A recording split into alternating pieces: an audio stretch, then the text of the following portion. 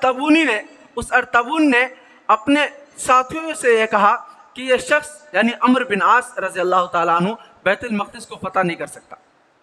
उसका इतना बड़ा यकीन, उसको इंजील पर इतना बड़ा यकीन था, चूँकि ईसाई था, उसको इंजील पर इतना बड़ा यकीन था कि उसको मालूम था कि इस बैतुल मक़दिस को वही शख्स फतह कर सकता है जिसका नाम 3 हर्फ वाला होगा, 3 अक्षर वाला जिसका नाम होगा, वही शख्स इस शहर को फतह कर सकता है। जब उसके हवारियों ने कहा कि आप इतना यकीन के साथ कैसे कह सकते हैं कि यह अम्र बिन आस इसको फतह नहीं कर सकता, जबकि इसके पास एक बड़ी फौज है और एक बड़ी ताकत मौजूद है। उसने ये कहा कि इंजील के अंदर लिखा हुआ है कि बैतुल मक़दिस को वही शख्स फतह कर सकता है जिसका नाम 3 हर्फ वाला हो। ये तो सबसे बड़ी निशानी थी, उसके अलावा और भी बेशुमार निशानियाँ थी। मैं मुख्तसर अंदाज में आपके सामने पेश करता हूँ।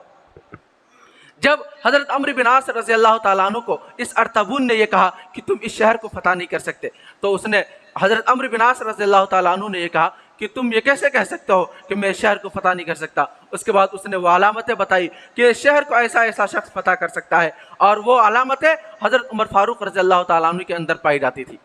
चुनांचे हज़रत अम्र बिन आस रज़ी अल्लाह ताला अन्हु समझ गए कि यह हज़रत उमर फारूक रज़ी अल्लाह ताला अन्हु, जो कि उस वक्त अमीरुल मोमिनीन थे और उस वक्त उनकी खिलाफत थी, उनके पास उन्होंने हज़रत अम्र बिन आस रज़ी अल्लाह ताला अन्हु ने ख़त भेजा कि ये ऐसी बातें कह रहे हैं, आप यहाँ आए और इस शहर को फतह करें।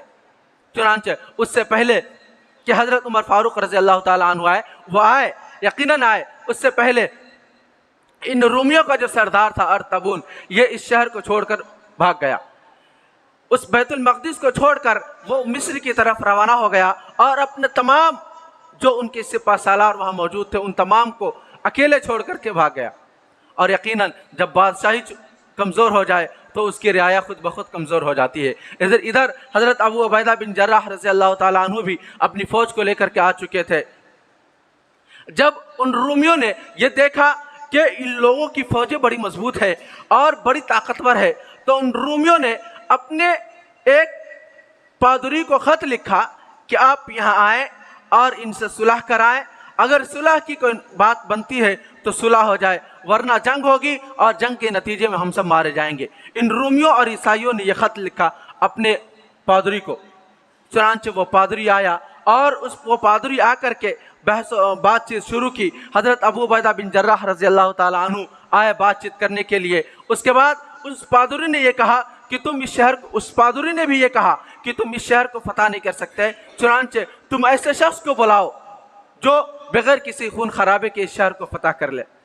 चूँकि उन ईसाइयों को और उन पादरियों को इस बात पर यकीन था कि हज़रत उमर फारूक रज़ी अल्लाह ताला अन्हु अगर आकर के इस शहर को फतह करेंगे तो कहीं भी खून खराबा नहीं होगा। तारीख़ शाहिद है कि पूरी तारीख़ में बैतुल मक़दिस पर, इसी तरीके से गज़ा पर जितनी मरतबे भी अलगारें हुई हैं, जितनी मरतबे भी हमले हुए हैं, हर मरतबा खूने बही हैं और हर मरतबा लोगों की जानें गई हैं। लेकिन हज़रत उमर फारूक रज़ी अल्लाह ताला अन्हु ने जब बैतुल मक़दिस को फतह किया, किसी एक का भी खून नहीं बहा और उन ईसाई और यहूदी सबको हज़रत उमर फारूक रज़ी अल्लाह ताला अन्हु ने अमान दिया और यह कहा कि तुम इस शहर के अंदर रहो, अमन से रहो, लेकिन तुम्हें जिज़्या दे करके रहना पड़ेगा।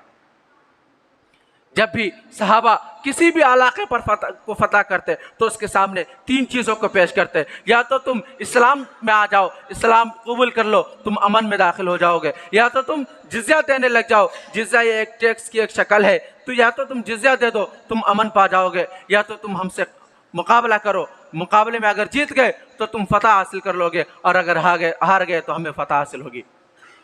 चुनांचे हज़रत उमर फारूक रज़ी अल्लाह ताला अन्हु आए। आपने सबसे पहले हज़रत उमर फारूक रज़ी अल्लाह ताला अन्हु ने मशवरा किया हज़रत उस्मान गनी रज़ी अल्लाह ताला अन्हु से, हज़रत अली रज़ी अल्लाह ताला अन्हु से, और भी चंद साहब किराम रिज़वानुल्लाहि अलैहिम अजमईन वहाँ मौजूद थे, उन सब से मशवरा किया। उनमें हज़रत अली रज़ी अल्लाह ताला अन्हु ने जो ये मशवरा दिया कि उमर फारूक अमीरुल मोमिनीन आप वहाँ जाएँ, वहाँ मुजाहिदीन 4 महीने से बैतुल मक़दिस का मुहासरा कर रखे, चूँकि ठंडी का ज़माना था, बड़ी मुजाहिदे से मशक्क़त के साथ उसका मुहासरा कर रखे थे।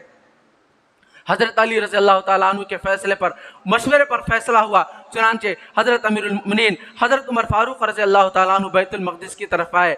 आप आए, आपने सवारी का इंतज़ाम किया, आप ऊँट पर सवार हुए, आपके साथ एक ग़ुलाम भी था, ایک باری باری حضرت امیر المؤمنین رضی اللہ تعالیٰ عنہ ایسے خلیفہ اگر آج دنیا کے اندر پیدا ہو جائے تو 100% یقین کے ساتھ کہہ سکتا ہوں کہ دنیا کے اندر امن و امان پیدا ہو جائے گا۔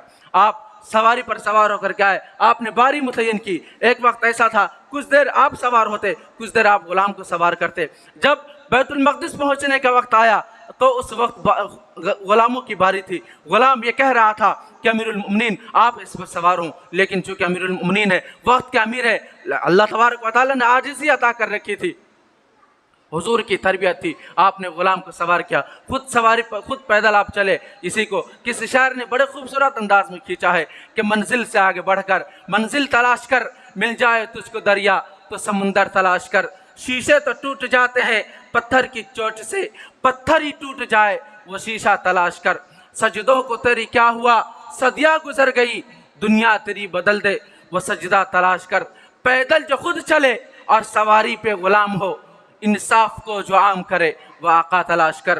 حضرت عمر فاروق رضی اللہ تعالیٰ عنہ نے جب بیت المقدس کو فتح کیا، وہ فتح ایسی تھی پوری تاریخ میں کسی کا خون نہیں بہایا گیا اس فتح کے اندر۔ چنانچہ بیت المقدس فتح ہوا، اس کے بعد بھی غزہ کے اندر اور خود بیت المقدس کے اندر بے شمار حکمرانوں کا قبضہ ہوا۔ انشاءاللہ آپ کے سامنے تاریخیں پیش کی جائیں گی۔ اللہ تبارک و تعالی ہم سبوں کو کہنے سننے سے زیادہ عمل کی توفیق نصیب فرمائے، اور خاص طور سے اپنے دعا میں فلسطینی ماؤں بہنوں اور ان تمام مجاہدین کو یاد رکھیں جو اپنی آزادی کی لڑائی لڑ رہے ہیں۔ اللہ تبارک و تعالی ان تمام مجاہدین کی حفاظت فرمائے، اور ان فلسطینی ماؤں بہنوں بچوں جوانوں اور بوڑھوں کے جان و مالوں کی اور عزتوں کی حفاظت فرمائے۔ آمین۔ وآخر دعوانا ان الحمدللہ رب العالمین۔ سنتوں سے